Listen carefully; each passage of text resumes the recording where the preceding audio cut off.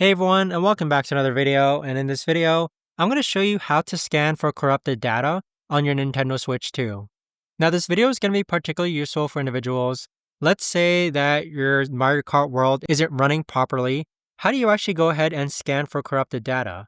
Now, this video is going to be short, sweet, and simple, guys. There's not going to be a lot of steps involved. So what we're first going to do is that you want to go into System Settings, then navigate to where it says Data Management, then click on Manage Software. And then from here, you want to navigate to where it says Mario Kart World and click on it. Next, you want to scroll down to where it says Scan for Corrupted Data. So this is basically going to make sure that your Mario Kart World is running smoothly and that there should be no issues during gameplay. So go ahead and click this option, and this process should take about a few minutes, but there you have it. But that right there, guys, is the best and easiest way that I know of to actually go ahead and scan for corrupted data on your Nintendo Switch 2. If you guys know of a better or easier way to actually do this, let me know in the comments down below. I would love to know. Thanks so much for watching, and I'll see you guys all in the next video.